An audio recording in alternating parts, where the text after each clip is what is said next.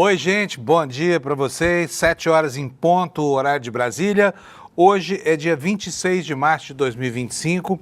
Nós estamos aí a apenas algumas horas do fim do julgamento da admissibilidade da denúncia apresentada pela Procuradoria-Geral da República contra Bolsonaro e os coordenadores das ações que culminaram com o movimento golpista no dia 8 de janeiro.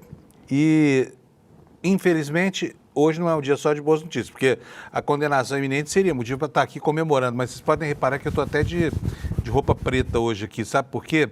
Porque tomamos uma naba da Argentina ontem que foi uma coisa horrorosa. 4-1, fazia muito tempo, desde 1959, que não acontecia um placar tão ruim assim, né? E aí fica a pergunta, por que a gente vai tão bem em campeonatos como a Libertadores? Por que a gente agora corre até risco de não ter a nossa seleção, né? A seleção da pátria em chuteiros, do país do futebol, tudo isso lá para trás, né? Na Copa do Mundo que vem aí, vai ser um vexame, né? Porque se o Brasil perder a próxima lá no Equador, danou-se, não vai ter Copa do Mundo pra gente. Coisa que eu acho que é um castigo até merecido, você não acha? Mas deixa eu falar logo nessa abertura aqui com o meu consultor para assuntos esportivos, o famoso Alex Amorim. Bom dia, Alex. Bom dia, Panuso. Bom dia, Chad. Grande dia. Grande dia e pequena noite, né? Sim. A noite foi uma coisa horrorosa. O Alex disse ontem, gente, que não iria ficar acordado, que não ia perder tempo com esse jogo. Estava vaticinando o que ia acontecer, né, Alex? Afinal de contas, você viu ou não viu a naba de ontem? Eu assisti até os 40 minutos do segundo tempo e decidi dormir. Pois é, foi dormir tarde porque quis, né? Porque bastavam 15 minutos daquele jogo chechelento de ontem para descobrir que era uma roubada, né?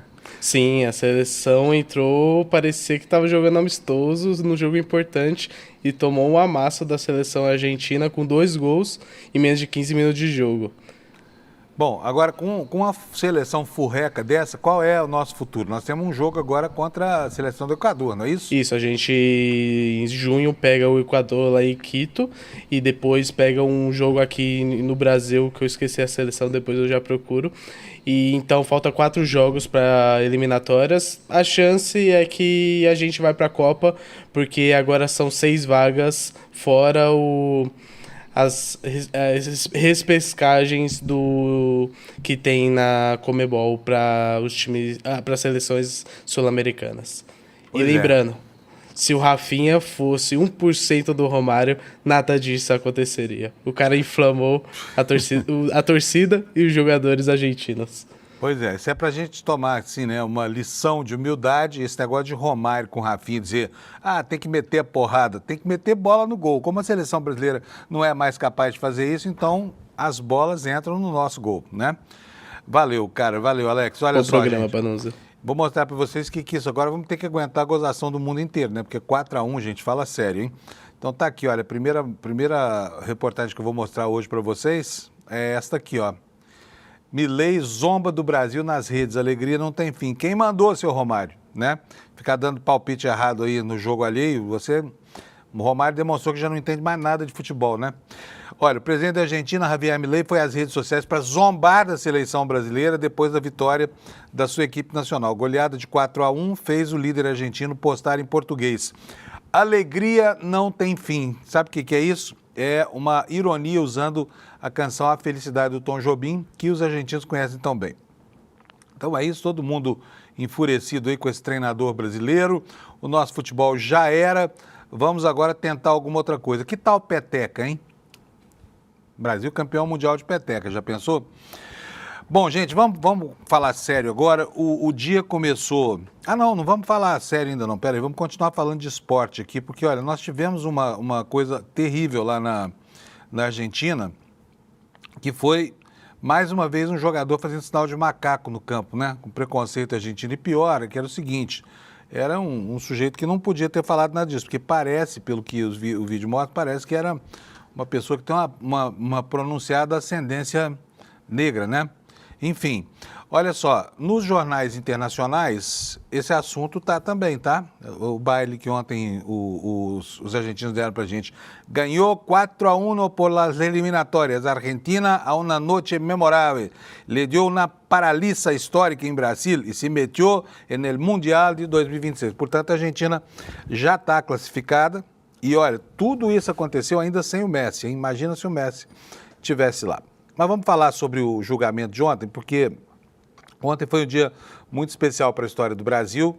Vocês acompanharam pelo ICL que ontem também teve um dia de audiência histórica com a cobertura magnífica que nós fizemos aqui.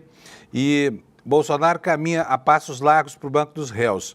Apesar da divergência aberta pelo ministro Fux, a primeira turma do Supremo Tribunal Federal decidiu rejeitar todas as preliminares que foram colocadas, foram arguídas pelos advogados de defesa de todos os réus, né, que bateram principalmente nos seguintes argumentos. Primeiro, não tiveram acesso a todas as provas. O argumento foi rebatido pelo ministro Alexandre de Moraes com, né, a aprovação da sua posição por todos os outros quatro colegas lá da primeira turma. A segunda questão, o Supremo não é o foro adequado para o julgamento. Também foi rechaçada essa preliminar e aí a liça aconteceu, né? Porque tudo indica, a partir do posicionamento de ontem, dos ministros, que nós vamos ter um 5-0 hoje. Vai ser um placar pior do que esse Brasil e Argentina aí. A gente vai falar bastante sobre isso, fazer uma análise com os nossos profissionais envolvidos na cobertura de ontem, que hoje já estão levantando aí, já estão tomando banho para começar aquecendo o motor para ir lá para a Praça dos Três Poderes acompanhar o restante dessa sessão lá do Supremo. Vamos dar uma olhadinha no noticiário internacional. Eu comecei mostrando para vocês aqui o Clarim, que é o maior jornal da Argentina. Está aqui na capa, né, o 4-1, como vocês já viram. E, enfim, em 15 minutos, 3 gols. É brincadeira isso? Estava feito. Quem não quis dormir tarde ontem não precisou. 15 minutos de jogo, já estava liquidada a fatura, né? E o Página 12, que é o único jornal argentino que ainda faz frente ao anarcocapitalismo do Milei, né, anotando aqui na sua primeira página as reações da Casa Rosada ao dia de protesto, que foi dia 24. Então, ontem, dia 25, o governo começou a promover ações de retaliação contra a esquerda, porque no dia 24, como a gente mostrou ontem, a Argentina comemora o Dia da Verdade, né, para falar sobre os mais de 30 mil desaparecidos, para lembrar que essa chaga continua, essa ferida continua viva e aberta na história dos argentinos. E aqui, a gente vê na foto da primeira capa do Página 12 na internet, que o governo mandou remover uma estátua da beira de uma rodovia. Diz o jornal aqui que o departamento de rodovias lá, que deve ser uma espécie de DNR deles, estava parado até agora, não dizia que veio, as estradas não estavam sendo consertadas nem nada. E aí, tá aqui, olha, lá, Patagônia Trágica. E eu vou traduzir isso aqui para o português para vocês lerem junto comigo, tá bom? Olha só, poucas horas depois do 24 de março, o governo demoliu um monumento em homenagem a Oswaldo Bayer, o lembrado historiador, jornalista e autor de La Patagônia Rebelde, que resgatou do esquecimento o massacre de trabalhadores rurais pelo Exército durante os anos da ditadura argentina, que foi terrível, foi cruel ao extremo. Paralisada desde que Milei assumiu o cargo, a Administração Nacional de Rodovias voltou à vida só para realizar uma nova provocação, a matéria de destaque no Página 12. Agora vamos para os jornais da América do Norte. Nós temos aqui a capa do New York Times e lá nos Estados Unidos eles estão às voltas com um assunto prosaico, né, que foi o vazamento de informações estratégicas de guerra sobre o ataque dos Estados Unidos, o planejamento do ataque dos Estados Unidos ao Iêmen, que as autoridades militares americanas estavam discutindo a guerra no aplicativo Signal. E o que é pior, né? Colocaram no grupo que tinha acesso a essas informações um jornalista do The Atlantic, que é um órgão secundário lá dos Estados Unidos. O que o jornalista fez? Deu uma de Miguel, ficou quietinho, ficou ouvindo ali, depois publicou tudo. E aí isso está tendo consequências e desdobramento. É bem possível que isso não acabe sem uma ou duas demissões lá nos Estados Unidos. Por isso o escândalo está aqui, olha, na capa do The New York Times, o jornalão americano diz que a Europa agora está sabendo como é que o Trump trata os europeus, como patéticos, né? E diz aqui a primeira manchete: autoridades de Trump exigiram mais gastos militares europeus e questionaram os valores do continente. As mensagens vazadas mostram a profundidade que existe na cisão entre os Estados Unidos e a Europa, né? E aqui o segundo destaque dá conta das consequências desse vazamento de informações estratégicas, né?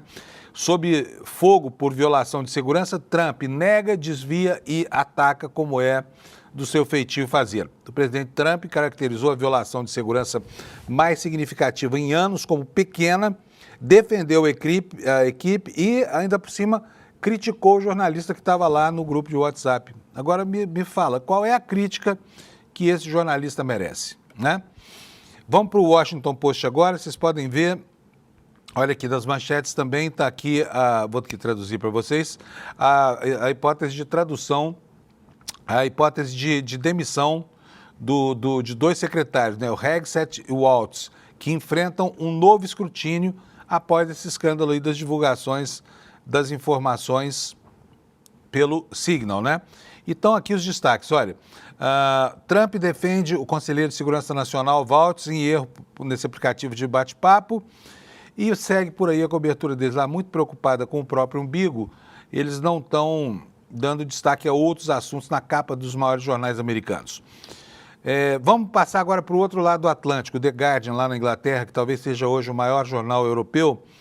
Está aqui o escândalo americano também na manchete. Por quê? Porque há uma conexão atávica entre Estados Unidos e Europa, né? E num momento de polarização invertida, porque nesse momento os Estados Unidos se encontram na condição de ameaça para a Europa, num conluio histórico, aí nessa reviravolta, no grande cavalo de pau nesse transatlântico, né? Que de repente desconsidera a relação histórica de disputa com os russos e passa a ter nos europeus a sua grande ameaça. E está aqui a manchete, né, do The Guardian.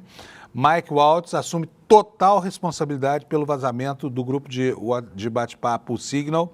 O conselheiro de Trump diz que não consegue explicar como o número do editor, o número do Zap, né, do Signal, aliás, desse editor do The Atlantic, que se chama Jeffrey Goldberg, foi incluído nos chats desse grupo. Será que os americanos, com toda a paura que eles têm por quebra de segurança, por quebra de protocolo, não se deram conta de que não se deve discutir uma guerra por um aplicativo de mensagens? Próxima manchete, próximo destaque que a gente está vendo aqui é do jornal El País, é o maior jornal da Espanha, né?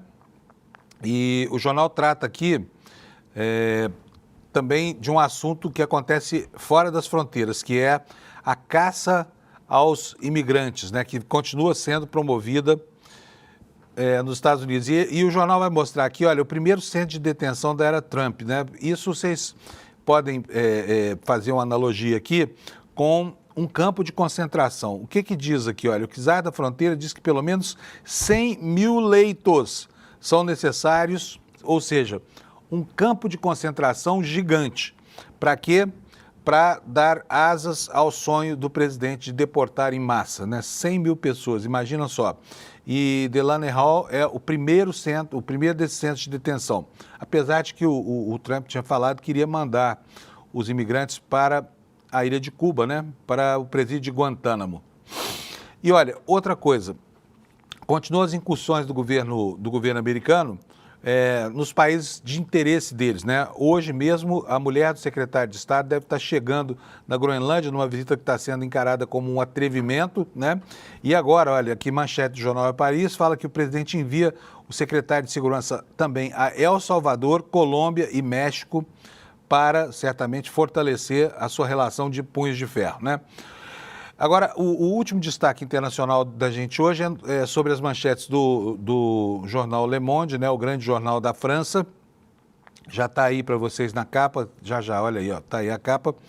O que é que o jornal francês destaca? Os franceses estão muito preocupados com a polarização militar, né, nesse ambiente inóspito criado pelo reposicionamento tanto de Moscou quanto de Washington, que coloca a Europa numa condição de vulnerabilidade. E a manchete do jornal francês é essa: esforço de rearmamento colide com discussões sobre gastos sociais. A necessidade de financiamento para a defesa levanta mais uma vez a questão do peso dos benefícios sociais e da necessidade de trabalhar mais. Quer dizer, aqui um paradoxo, né? Porque a França é um país, né, que, na verdade, preza muito pelos direitos sociais, está se vendo obrigada a reduzir os seus programas de atendimento à população para abarcar mais verba, para destinar mais verba para os militares, para fazer face ao expansionismo anunciado por Trump, né?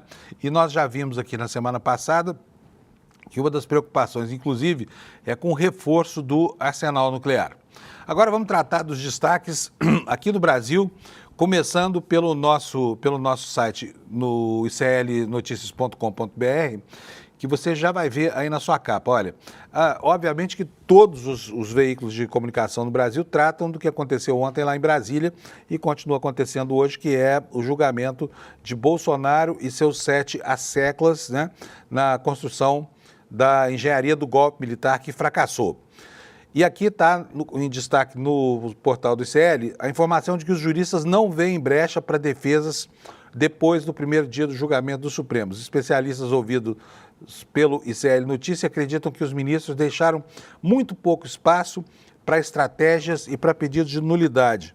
Aqui há controvérsias. O Dr. Walter Maierovitch, por exemplo, está dizendo por aí que o que os advogados estão fazendo é plantar nulidades, né, nas estratégias de julgamento. O segundo destaque aqui no nosso site: julgamento de golpistas é interrompido, continua nesta quarta. Veja os pontos principais. E aqui nos destaques secundários, nós temos aqui uma matéria que trata sobre as vacinas da gripe, né? E traz informações aqui para todo mundo que precisar. O Supremo retomando isso aqui é importantíssimo. Nesta quarta-feira, aqui é o plenário do Supremo, tá? O Supremo deve retomar nessa quarta-feira o julgamento da DPF das favelas. O que é isso aqui? É aquela trava que o ministro Fachin colocou sobre operações policiais, né? Então, nesta quarta, entra de novo na pauta esse assunto. Também trata aqui o nosso site da luta de agricultores e outras entidades pela regulamentação das eólicas no Nordeste. E uma boa notícia: a Petrobras localizou hidrocarbonetos no pré-sal da Bacia de Campos, quer dizer, mais petróleo por aí. Depende, né? Boa notícia para quem? Os ambientalistas podem não gostar disso, mas de qualquer forma, o petróleo é um ativo e pode ser usado a qualquer momento da história, agora ou no futuro, quando a humanidade encontrar uma forma de mitigar o problema da emissão do CO2, né, decorrente da queima do petróleo. Então são esses aqui os destaques no site do ICL. E agora vamos ver as manchetes dos jornalões brasileiros. Você vai ver aqui a capa do jornal O Globo, na internet, tá? Tá aqui, olha, Bolsonaro pode virar réu, como será o segundo dia de debate sobre a denúncia por tentativa de golpe, é o que diz aqui o jornalão do Rio de Janeiro. O segundo destaque deles: defesa de Bolsonaro se apoia nas divergências de Fux, mas a denúncia deve ser aceita de forma unânime. Sim, porque a divergência do Fux ontem, embora tenha sido aplaudida pelos defensores do Bolsonaro e até pelo próprio, né, não o coloca em oposição à tese central que vai ser discutida hoje, quando os ministros começarem a apresentar seus votos daqui a pouco, às 9h30 da manhã, com cobertura do ICL, né? No Estadão, na internet, a mesma coisa. A capa trata também da continuidade do julgamento. Está aí a manchete: saiba como será o segundo dia do julgamento, que pode tornar Bolsonaro réu na STF. Pode aqui é um verbo até desnecessário, né? Porque é óbvio que ele vai ser tornado réu, né? Então está aqui o jornalão tratando também desse assunto. E agora, no site da Folha de São Paulo, está aqui o destaque: é a mesma coisa. A STF retoma hoje às 9h30 o julgamento de Bolsonaro com voto de Moraes. E aqui você vê os próximos passos. Vamos ver o que diz hoje, quais são as preocupações do grande jornal de economia no Brasil, que é o Valor Econômico. Está aqui na capa, a capa vai parar aqui para vocês agora. Está aí, ó: STJ rejeita recursos. Continua o julgamento da denúncia contra Bolsonaro nesta quarta-feira. Manchete do principal jornal de economia, né? E aqui traz uma análise: defesa dos acusados de golpismo não nega o cerne da denúncia. É verdade. Quem acompanhou o julgamento ontem percebeu que, em momento algum, os advogados se preocuparam em negar a ocorrência do golpe. O que eles fizeram o tempo todo? Eles disseram que a culpa do cliente deles não era exatamente, podia ser distribuída entre os outros, com ênfase maior para a defesa feita pelo ex-senador Demóstenes Torres, né, aquele do escândalo do Carlinhos Cachoeira, lá no começo dos anos 2000. Ele perguntou o seguinte: ora, se o meu cliente, que é o Garnier, foi indiciado por conta dessas cogitações de golpe, por que os outros dois comandantes que participaram das mesmas reuniões e permaneceram no mesmo silêncio, por que eles não foram colocados agora aqui também como candidatos ao banco dos réus, né? Então ontem o que aconteceu foi isso, a tentativa desses protagonistas, né, da articulação do golpe, um querendo colocar a culpa no outro e o Bolsonaro surfando sozinho entre eles, tá? Bom, vamos começar a falar sobre o julgamento, mas antes eu preciso dar as notícias da meteorologia para vocês, né? Porque, afinal de contas, nós temos aí um dia para enfrentar e eu vou colocar aqui para vocês agora o site do Instituto Nacional de Meteorologia para que você possa se orientar com relação ao que vai acontecer no dia de hoje. Se você sai de casa com um casaco, ainda não é o caso, né? Ou se você vai com uma blusinha mais leve. Olha, o mapa dos alertas hoje está dessa forma que você está vendo. Só aqui, entre o sul do Amazonas, Rondônia e o noroeste do Mato Grosso é que existe um alerta de chuvas severas. Essa região tem sido mesmo castigada pelas chuvas. E toda essa área amarela aqui, olha, no coração do Brasil, né, que vai lá desde o Amapá, passando pelo oeste do Amazonas, pelo Acre e desce até o Mato Grosso do Sul, toda essa região aqui, incluindo o meio de Minas Gerais, sujeita às chuvas fortes aqui.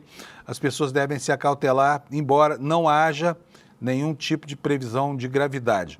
Agora vamos ver como é que vai ficar o tempo no Brasil hoje, com as máximas e mínimas. Porto Alegre terá dia de muitas nuvens com 28 graus de máxima, Florianópolis 26 graus de máxima, São Paulo também 28, portanto o calor arrefecendo com a chegada do outono. Rio de Janeiro, olha só que alento, gente. Há muito tempo que o Rio de Janeiro não tem uma previsão dessa, 28 graus de temperatura. Cariocas, podem tirar do armário os cachecóis, porque vocês vão precisar dele hoje. Porque 28 graus o pessoal está congelando lá na rua do Rio de Janeiro, depois desse verão cáustico, né, de temperaturas de até 44 graus. Belo Horizonte, nublado com 28 graus, Vitória também com 30 graus de temperatura, Goiânia com 30 graus, Brasília com 26 graus, também vai estar fresquinho lá em Brasília, Campo Grande com 30, Cuiabá com 35, Porto Velho 29 de máxima, Rio Branco 32, Manaus 32, Boa Vista com 36 graus, Belém do Pará 33, São Luís 32, Teresina, Piauí 33, também está fresquinho lá, hein? Aí as capitais do Nordeste com muitas nuvens, né, e temperaturas variando aí de 31 a 32 graus, tá bom? Assim vai ser o dia hoje em todo o Brasil.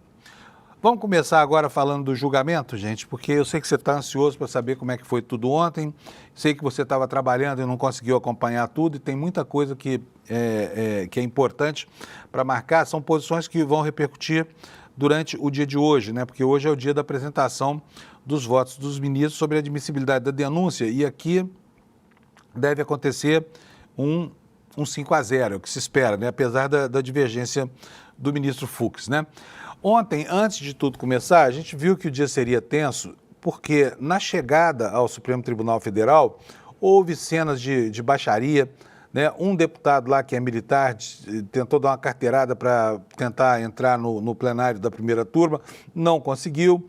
O advogado do Felipe Martins, ele tentou também dar uma carteirada lá, não conseguiu entrar, acabou sendo preso por desacato, né? Foi liberado logo em seguida, mas isso tudo aconteceu antes do julgamento. Vamos começar a ver as reclamações. Olha, o deputado que reclamou lá foi o sargento Faur, né? Esse pessoal tem mania de perseguição, como você vai ver agora no VT que o Alex vai colocar aí pra gente. Vai lá. Tenho Alex. reparado que se for ali para torcer contra o Bolsonaro, eles conseguem dar um jeitinho de entrar, mas se for favorável ao ex-presidente, não consegue entrar. Inclusive, nós, deputados federais, o próprio desembargador está contando aí.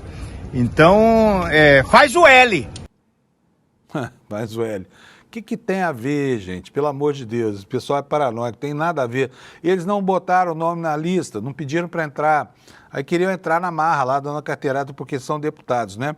E teve esse que ele falou, o desembargador aí, é o Sebastião Coelho. É um ex-desembargador que na verdade, advogado de um dos piores desses sujeitos, que é o Felipe Martins, né?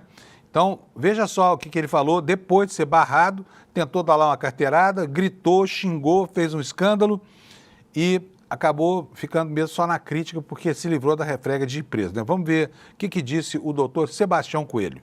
Aqui é um arbítrio, isso não é justiça. Gente, eu fui juiz por 30 anos, mais de 30 anos, fui desembargador no meu tribunal aqui, quase 10 anos. Então, isso não é justiça, isso aí é um arbítrio que esse grupo que está aqui no STF está querendo uma condenação de Bolsonaro a qualquer custo. Calma. Sim. Você pode ir preso agora se você reclamar do Pode STF. vir. Calma. Gente, né, tem um mínimo de ordem nessa história toda. Tem que botar lá o nome na lista. Não dá para ir chegando assim e arrombando, vamos entrando e tudo mais. Bom, quando o julgamento começou, essa confusão toda lá na porta, essa coisa toda, quando começou o julgamento, a apresentação da denúncia, do relatório da denúncia pelo Gonê, foi uma apresentação bastante lúcida, muito tranquila, né? E ele colocou toda a gravidade dessa situação do golpe, inclusive e especialmente a organização daquele plano que foi chamado de Punhal Verde e Amarelo, que tinha como objetivo eliminar fisicamente o presidente Lula, o vice-presidente Alckmin e sequestrar o ministro Alexandre de Moraes. Plano que foi colocado em curso. Vamos ouvir o que disse então, nesse trechinho, o Procurador-Geral da República. As investigações revelaram a aterradora operação de execução do golpe, em que se admitia até mesmo a morte do presidente da República e do vice-presidente da República eleitos, bem como de ministro do Supremo Tribunal. Os membros da organização criminosa estruturaram, no Palácio do Planalto, ataques às instituições, com vistas à derrocada do sistema de funcionamento dos poderes e da ordem democrática, seguindo o plano que recebeu o sinistro nome Punhal Verde e Amarelo. E esse é só apenas um dos nuances, né, dos fatos anotados na denúncia, cujo conteúdo probatório vai ser analisado numa fase posterior, né? E as defesas se apegaram a alguns poucos argumentos com o objetivo de tentar desqualificar, primeiro, o Supremo Tribunal Federal como o foro adequado do julgamento do Bolsonaro que ser julgado na primeira instância. A segunda questão, o julgamento pela turma, né, e não pelo plenário do Supremo. E a terceira coisa era a delação premiada do Mauro Cid, porque os advogados de defesa se insurgiram contra essa delação. Isso tem sido objeto, inclusive, de críticas públicas aí do bolsonarismo, dizendo que Mauro Cid foi torturado e uma série de outras coisas que efetivamente não aconteceram, né? E na sua peroração, na sua fala, o ministro Alexandre de Moraes passou por todos esses pontos ontem, afastando as questões preliminares, teve o apoio de todos os seus colegas, a não ser em um caso do ministro Luiz Fux, que colocou em questão se o julgamento era mesmo pela turma ou se era pelo plenário, né? E uma questão que o Xandão fez questão de deixar clara logo desde o começo. O golpe foi uma armação, o golpe foi uma mobilização de forças que só não aconteceu, por quê? Porque faltou o apoio do Exército. Vamos ver. Continua a Procuradoria-Geral da República expondo que a organização criminosa seguiu todos os passos necessários para depor o governo legitimamente eleito. Objetivo que, buscado com todo empenho e realizações de atos concretos em seu benefício, não se concretizou por circunstância que as atividades dos denunciados não conseguiram superar a resistência dos comandantes do Exército e da Aeronáutica às medidas de exceção. Os denunciados também encadearam ações para abolir violentamente o Estado Democrático de Direito. Minaram em manobras sucessivas e articuladas os poderes constitucionais diante da opinião pública e incitaram a violência contra suas estruturas. As instituições democráticas foram vulneradas em pronunciamentos públicos agressivos e ataques virtuais, proporcionados pela utilização indevida da estrutura de inteligência do Estado. O ímpeto de violência da população contra o Poder Judiciário foi exacerbado pela manipulação de notícias eleitorais baseadas em dados falsos. Ações de monitoramento contra autoridades públicas colocaram em risco iminente o pleno exercício dos poderes constitucionais. Os alvos escolhidos pela organização criminosa somente não foram violentamente neutralizados devido à falta de apoio do alto comando do Exército ao decreto golpista, que previa expressamente medidas de interferência nos poderes constitucionais. As ações progressivas e coordenadas da organização criminosa culminaram no 8 de janeiro de 2023. Ato final voltado à deposição do governo eleito e à abolição das estruturas democráticas. Pois é, outro ponto no qual insistiram alguns dos defensores, né, dos futuros réus dessa encrenca toda, foi sobre a qualidade da delação premiada do Mauro Cid, né?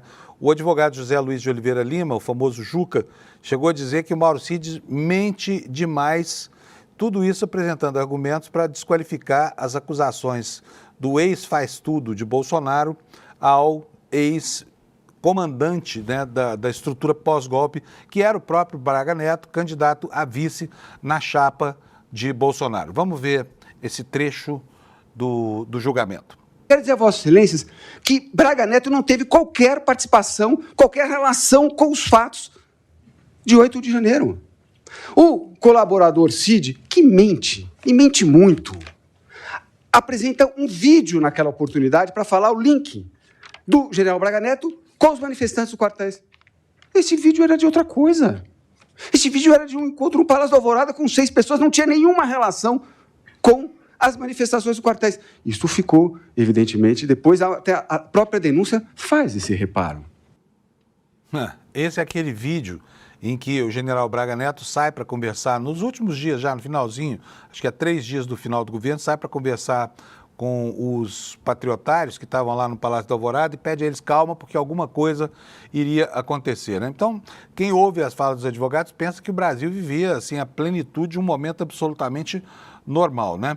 E, bom, mas o ministro Alexandre de Moraes não deixou passar batido esses argumentos em defesa, né, da rigidez do processo, né, da delação premiada.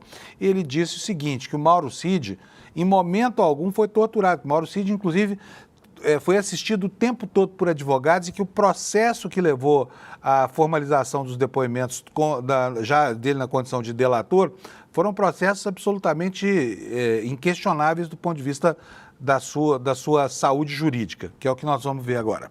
Em nenhum momento, aqui é muito importante, depois eu voltarei a isso, em nenhum momento Mauro Cid ficou sem a presença de seus procuradores, seja junto da Polícia Federal ou mesmo nessa corte.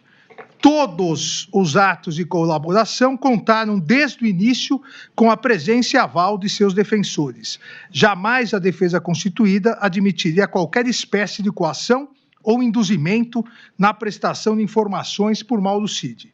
A defesa jamais admitiria ou se submeteria a qualquer ato de coação ou na negociação do acordo que comprometesse o seu mais amplo direito de defesa. Um contraditório legalista, elementos do devido processo legal, garantido pela Carta Maior. Um dos argumentos ontem usados pelos advogados de defesa, né, desses denunciados, vão ser réus daqui a pouco, por enquanto são só denunciados, questionava a quantidade de provas, né, e o acesso a essas provas. Para quê?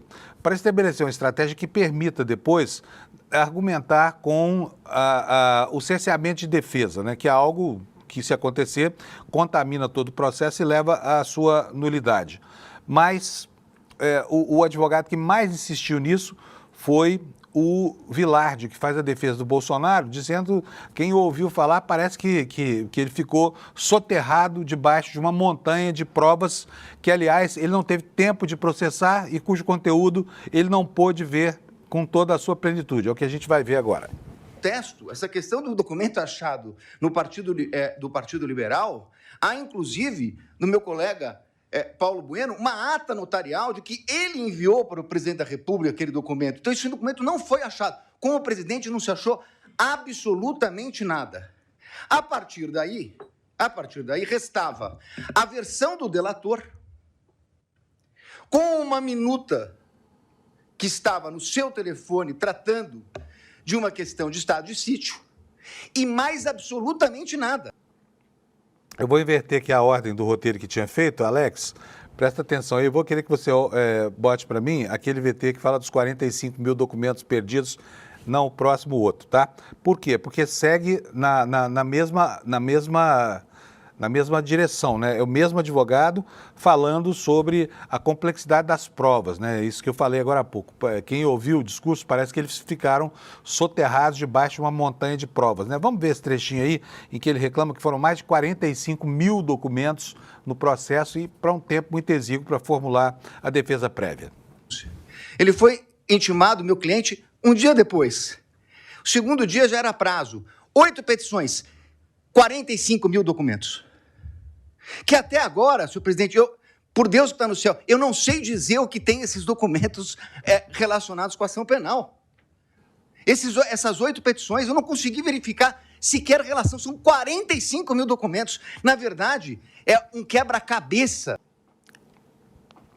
É um quebra-cabeça, é uma montanha de provas realmente. Só que o ministro Alexandre de Moraes deixou claro para ele que as mesmas provas que foram apresentadas ao parquê, né, ao Ministério Público, foram apresentadas também aos advogados de defesa, que todo mundo teve o mesmo material para trabalhar, como nós vamos ver nessa resposta que ele deu ao advogado Vilardi, que representa o Bolsonaro.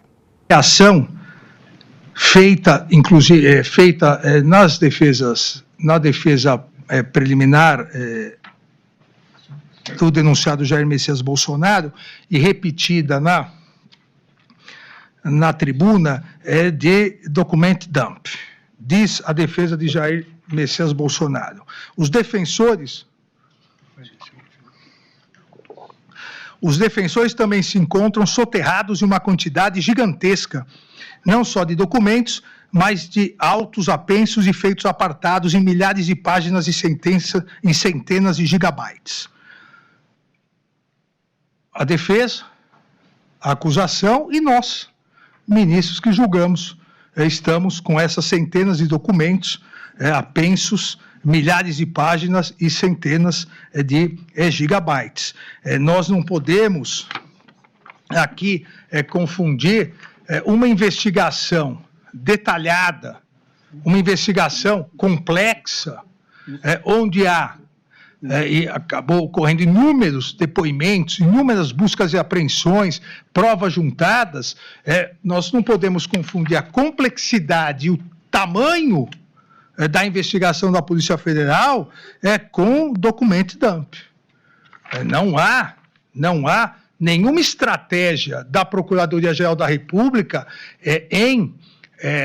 num português mais claro, atolar a defesa com, como foi dito também na tribuna, um caminhão de documentos.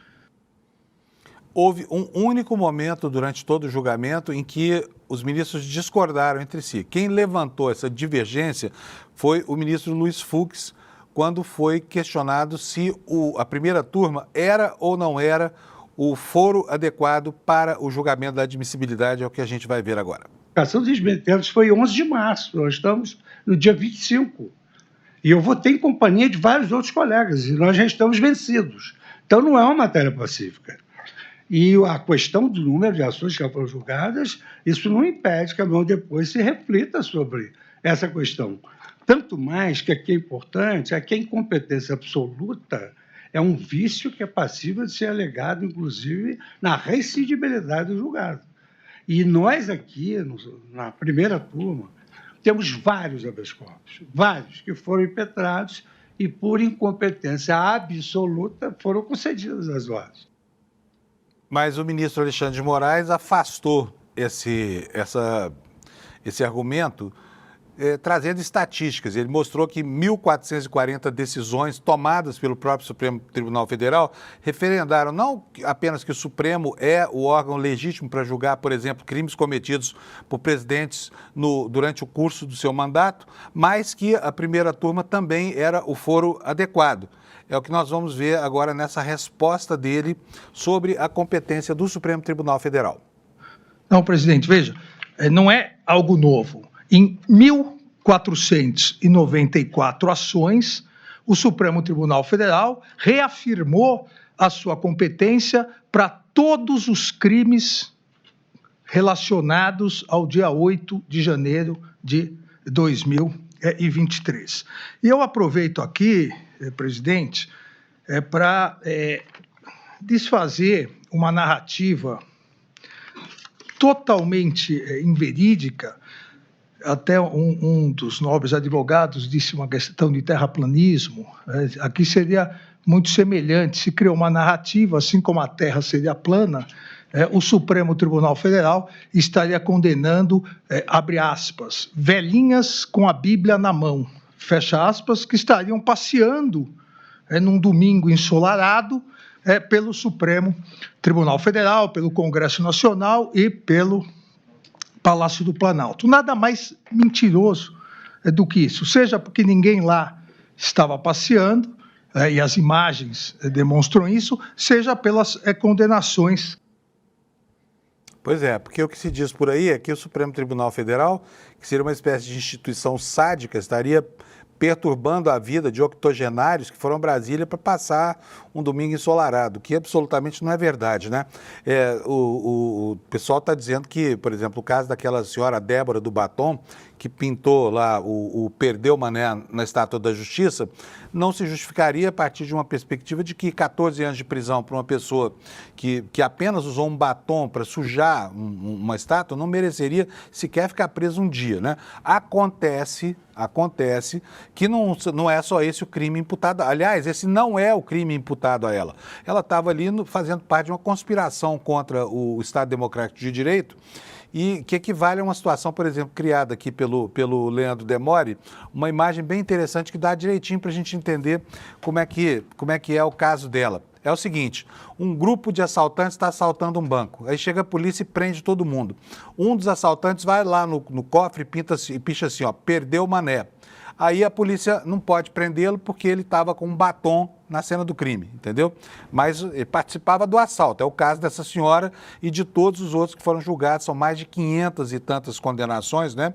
E é preciso lembrar aqui que muitos desses patriotários, aqueles contra os quais havia provas mais débeis ou que se constatou que tinha um papel terciário nessa organização, a eles foi oferecida uma transação penal, né, que os livrava da cadeia, bastando para isso ficar 2 anos sem redes sociais e fazer um curso sobre o que é a democracia brasileira, que, aliás, é um ótimo castigo, você não acha?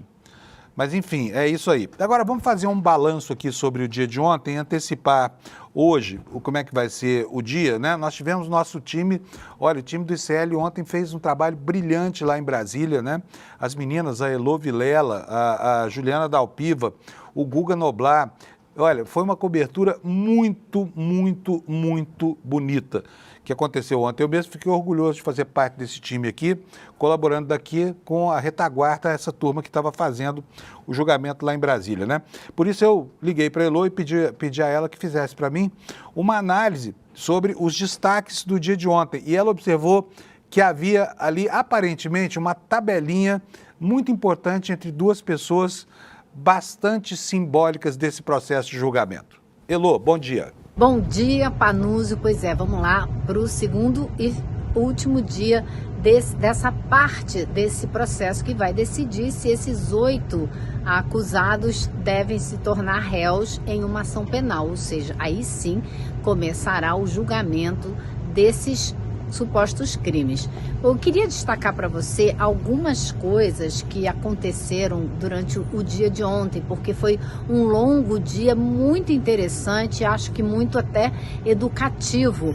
Por exemplo, para mim chamou muita atenção uma tabelinha que eu percebi entre o ministro Alexandre de Moraes e o ministro Flávio Dino, com uma clara intenção de dar informações para a sociedade brasileira, porque eles começaram a fazer assim uma conversa, né? O ministro Alexandre de Moraes começou a relatar o número de pessoas que já foram condenadas e as que aceitaram um acordo para que tivessem redução de pena, pudessem deixar cadeia e fazer trabalhos para a comunidade e também fazer um curso a respeito do que é a democracia, do que é um golpe de Estado. Então, o ministro Alexandre de Moraes disse que entre mais de 1.000 presos, esses acordos foram feitos já com 542 pessoas e outras tantas, quase 500, não aceitaram esse acordo. Então o Flávio Dino ia perguntando, mas com quantas já fez acordo? Mas e as outras não aceitaram? E por que não aceitaram? E o Alexandre de Moraes disse, elas não aceitaram porque elas querem uma intervenção militar no Brasil. Então, assim, eles vão deixando claro, pontuando para a sociedade brasileira do que afinal se trata todo esse processo, que é preciso discutir o que essas pessoas queriam, qual era a intenção, né? E o que elas foram levadas a fazer em nome dessa intenção, que era romper com o sistema democrático.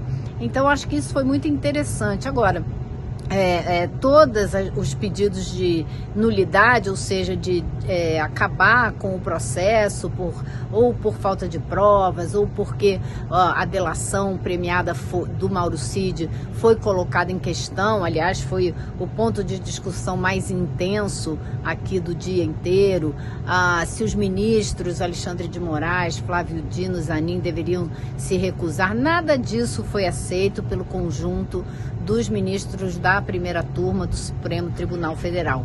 E eu faria mais um destaque, que para mim foi muito importante, veio num momento histórico, eu diria, que a gente está atravessando, fundamental. O ministro Alexandre de Moraes teve um momento em que ele falou das milícias digitais e como elas têm atacado o Supremo Tribunal Federal, que não se intimidou e não se intimidará, palavras do ministro. Mas ele sublinhou milícias digitais, internas e externas.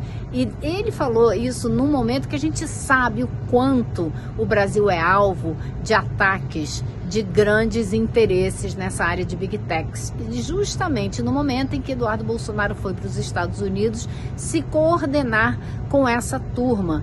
E ontem também saiu uma matéria no Financial Times, onde foi feita uma entrevista com o ex-presidente Jair Bolsonaro, na qual ele deixou muito clara a intenção dele de buscar ajuda nos Estados Unidos para tentar se livrar da cadeia, acusando o Brasil de estar se transformando numa ditadura, imagine você.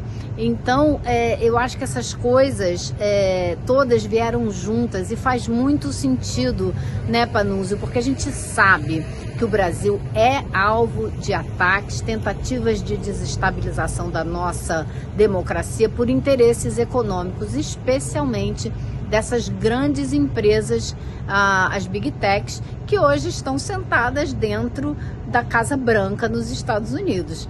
Então isso tudo se coordena e vai formando um quadro que dá para a gente entender a importância ainda maior desse julgamento. Elô sempre muito gentil, né, e muito afinada, porque ela teve ontem lá, trabalhou, que nem eu digo, trabalhou feito pobre na chuva ontem lá no Supremo, para trazer para a gente as informações sobre os bastidores, né? A Elô é uma das garantias da qualidade da cobertura com informações primárias aqui no ICL. E sobre a propósito dessa história das milícias digitais, foi uma resposta do Xandão, não só a esses grupos terroristas que se organizam aí para fazer, né, para aprontar na internet aqui dentro, foi uma resposta às Big Techs. Ele está chamando as Big Techs de milícias digitais externas, ele falou internas e externas. Vamos ver o que disse exatamente o Xandão sobre isso. A íntegra dos vídeos eu tornei público no próprio dia para evitar... nós sabemos que as milícias digitais continuam atuando, inclusive durante esse julgamento, tentando pegar trechos para montar, porque a especialidade dessas milícias digitais, a especialidade na distribuição, na produção e distribuição de fake news, para a tentativa de intimidar o Poder Judiciário. Não perceberam que se até agora não intimidaram o Poder Judiciário, não vão intimidar o Poder Judiciário, seja com polícia, seja com milícias digitais nacionais ou estrangeiras, porque o Brasil é um país soberano e independente. Para evitar exatamente essas milícias digitais, liberei a íntegra dos vídeos, que está pública, as defesas têm total acesso, e demonstra a inexistência de qualquer coação ou irregularidade.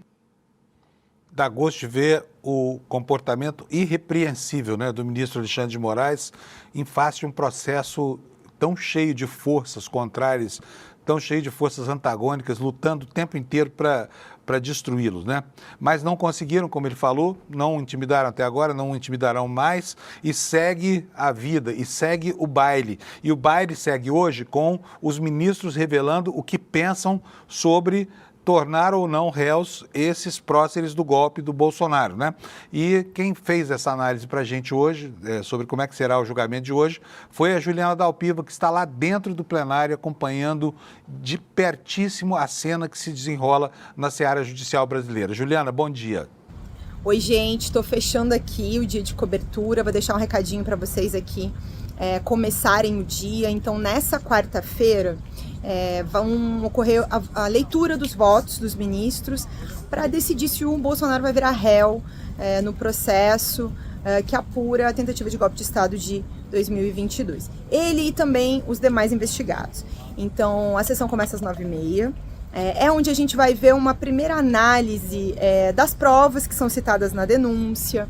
Então, a gente pode acompanhar os ministros falarem sobre as mensagens que foram encontradas no celular do Mauro Cid, do depoimento dos ex-comandantes militares que acusa o Bolsonaro de chamar eles para as reuniões, para discutir o golpe de Estado.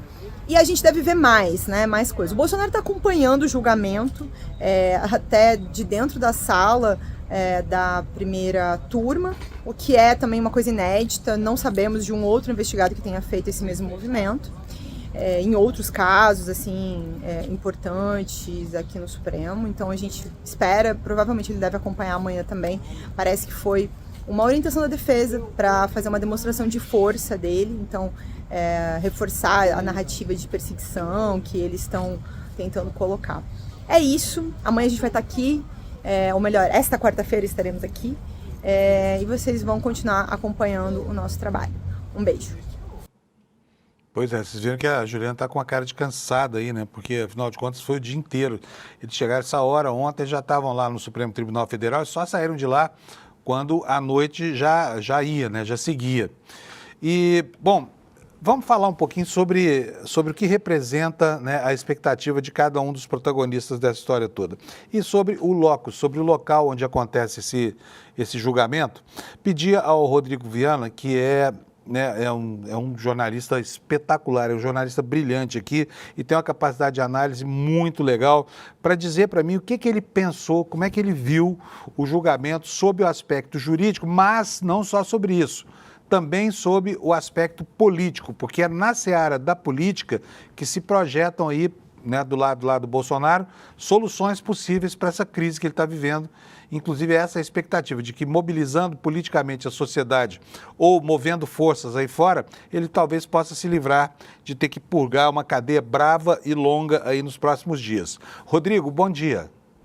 Fábio, bom dia para você e para toda a comunidade do ICL que acompanha o Desperta. Queria trazer as minhas impressões sobre o primeiro dia de julgamento lá na primeira turma do STF.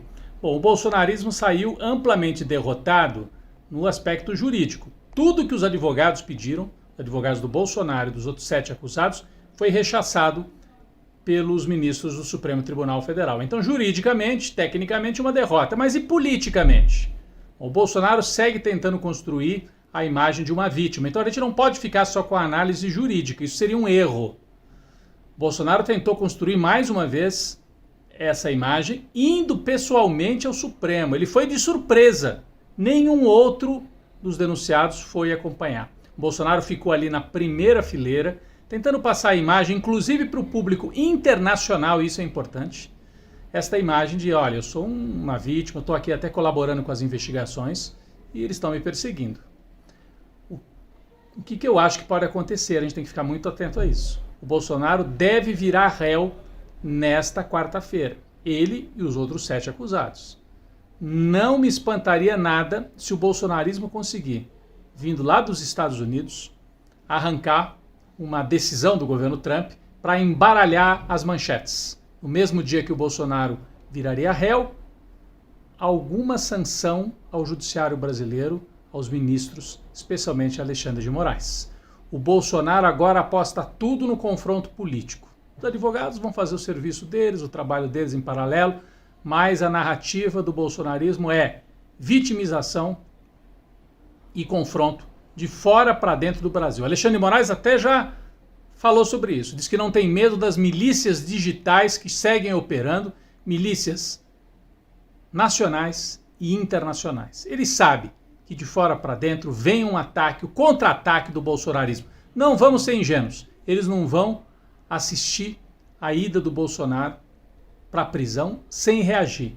Estão reagindo nas redes, vão reagir politicamente e contam com o Trump para esta reação de fora para dentro do Brasil.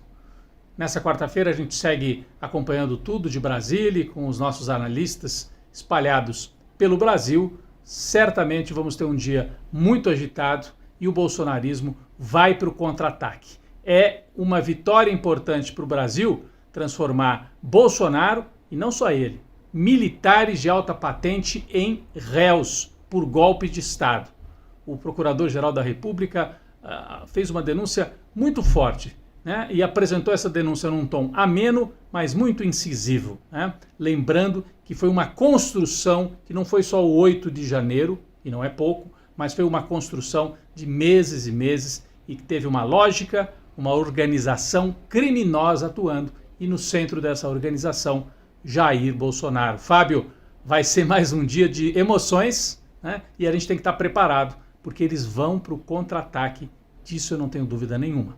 Mas Bolsonaro deve terminar essa quarta-feira transformado em réu. Ele e os militares golpistas, generais e um almirante que tentaram dar um golpe de Estado no Brasil e tem que pagar pelo que fizeram.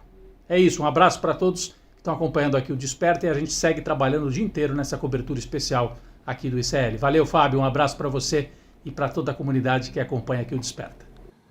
Um abração, Rodrigo. Obrigado pela sua análise. Eu quero lembrar para vocês que o Rodrigo tem uma live nova, tem um programa novo aqui no ICL, que se chama ICL Urgente. Começa às 5 da tarde. Se você não assistiu ainda, não deixe de ver, tá? É muito bom, tá? É muito bom. Segue o mesmo padrão de qualidade de toda a produção aqui do ICL. Ontem o anedotário, né, gente? Porque aconteceu uma cena engraçada lá em Brasília. O Guga Noblat pegou lá o Vilardi, que é o advogado do Bolsonaro, e fez um questionamento para ele, que é um questionamento mais do que justo. Por quê?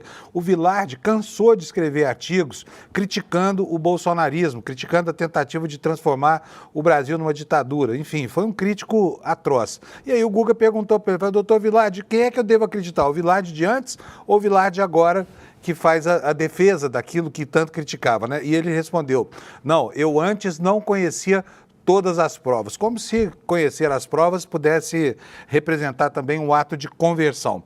Mas aí vem uma segunda questão, que é essa que você vai ver na tela e o Alex vai mostrar pra gente. Olha só, Bolsonaro pede Pix de novo, diz que já gastou 8 milhões com advogado. Já pensou que fortuna? Vamos lembrar aqui que no ano passado o Bolsonaro fez essa mesma choradeira aqui nas redes, né? E amealhou quanto? 17 milhões de reais, segundo o COAF. Gente do Brasil inteiro, centenas, dezenas de milhares de doadores mandaram dinheiro para ele. Houve até suspeita de que esse Pix era lavagem de dinheiro. Agora ele volta e pede um Pix dizendo que já gastou 8 milhões com advogados. Está aqui no Valor Econômico a matéria dizendo o seguinte, o ex-presidente Bolsonaro revelou ter gasto 8 milhões, aproximadamente metade dos 17 milhões e 200 arrecadados em 2020, foi 2023, né? Não foi 24, com doações via Pix para pagar a conta. A fala do ex-presidente ocorreu durante uma entrevista ao podcast Inteligência Limitada, que teve a participação, inclusive, do governador Tarcísio de Freitas, do Republicanos. Foi aquele em que ele disse para o Tarcísio que não ia passar o bastão, mas está aqui pedindo dinheiro, né? O Bolsonaro gosta de dinheiro. É uma coisa impressionante. Quando não tem de quem tirar, ele vai lá, pega uma joia do acervo, né, e manda vender numa casa de leilões lá nos Estados Unidos. Então, se você está com pena do seu mito, manda para ele seu dinheiro aí, vai fazer bom uso, né? E o Celso Vilardi vai achar uma beleza isso aí, né? Olha, só para a gente encerrar aqui, eu quero dizer para vocês que uma cobertura como a de ontem, que continua hoje, é um momento muito importante da história de qualquer jornalista. É muito raro ter um veículo de comunicação que permita à sua equipe trabalhar com tanta liberdade quanto se consegue aqui no ICL. Mas isso tem um custo. Custa o meu salário, o salário do Rodrigo, da Elô, da Juliana. E isso só é possível aqui no ICL trabalhar dessa forma, sem nenhuma limitação de nada, de não receber ordem nenhuma, diga aquilo, pense aquilo outro, porque existe uma estrutura econômica por trás disso aqui que inverte a lógica da publicidade e nos dá a liberdade toda com a qual a gente se apresenta para vocês. Aqui não existe pressão. Uma das formas de financiar isso é justamente esse projeto aqui, olha, Psicologia do Esporte e Ciência da Superação.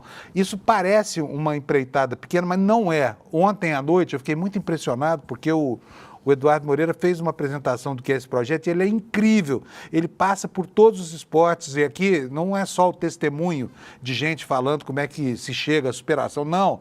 Tem empreitadas aí que vão do triatlon e do Ironman até a yoga, né? São coisas extremamente úteis para a comunidade. E como é que você pode ajudar a manter essa liberdade e projetos como esse? Assinando o ICL, participando dessas empreitadas aqui que começam daqui a 4 dias, no dia 30 de março, no domingo, às 20 horas.